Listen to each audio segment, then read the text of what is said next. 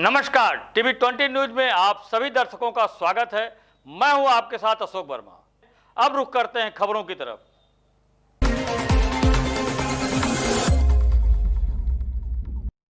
Supreme court के वरिष्ठ अधिवक्ता डॉक्टर एपी सिंह ने 26 जनवरी को दिल्ली में होने वाली परेड को लेकर किसान संगठनों से सुप्रीम कोर्ट द्वारा मांगे गए हलफनामे को प्रस्तुत किया है, जिसमें साफ लिखा है कि किसान 26 जनवरी परेड में व्यापक रूप से दिल्ली प्रशासन का सहयोग करेंगे। सुप्रीम कोर्ट के वरिष्ठ अधिवक्ता डॉक्टर एपी सिंह ने बातें की। 26 जनवरी यानी गणतंत्र दिवस के दिन हमारे किसान किसी प्रकार की अशांति नहीं फैलाएंगे और किसान संगठनों में ऐसी किसी भी प्रकार की प्रवृत्ति भी नहीं है। उन्होंने भी बताया कि समिति की मीटिंग का कोई औचित्य नहीं है। आज कानून के सदस्यों के लिए जो संबंध में गठित किया गया था, इसमें से एक सदस्य ने इस्तीफा दे दिया है और इन कानूनों के बारे में अन्य 3 सदस्यों और उनके विचार पहले से ही पक्षपाती हैं। इसलिए हमारा कोई भी संगठन किसी भी तरह से उनकी समिति में भाग नहीं लेगा। क्या कुछ कहा सुप्रीम कोर्ट के वरिष्ठ अधिवक्ता डॉक्टर एपी सिंह ने, आपको सुनवाते हैं। किसान संगठनों की जो याचिकाएं कानूनों को लेकर सुनवाई चल रही है सुप्रीम कोर्ट में, उस संबंध में हमसे किसान संगठनों की तरफ से एफिडेविट मांगा गया था, जो हमने एफिडेविट आज फाइल कर दिया है।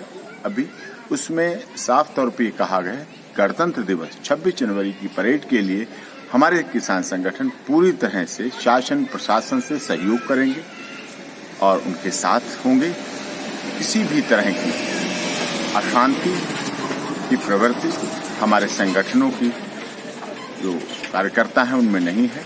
और दूसरी बात, जो आज किसान कानूनों के संबंध में माननीय सर्वोच्च न्यायालय द्वारा गठित कमेटी के सदस्यों की मीटिंग हो रही है, उसका कोई औचित्य नहीं रहता है, क्योंकि 4 सदस्यीय समिति गठित की गई थी। उसमें एक सदस्य ने विड्रॉल कर लिया है, अपने को वहां से उस समिति से वापस ले लिया है और 3 सदस्य रह गए। और 3 सदस्यों की भूमिका इन कृषि कानूनों को लेकर पहले से ही शक के दायरे में रही है और जिसके बारे में हम पहले ही माननीय सर्वोच्च न्यायालय में एप्लीकेशन लगा चुके हैं। और जो भी उनके स्टेटमेंट थे, आर्टिकल थे, कृषि मंत्री जी से मुलाकात थी और जो पत्र उन्होंने कृषि कानूनों के पक्ष में जारी किए थे कि कृषि कानून ठीक है, तो इस आधार पर उनके द्वारा इन कानूनों के संबंध में आज मीटिंग करने का कोई औचित्य नहीं रहता है।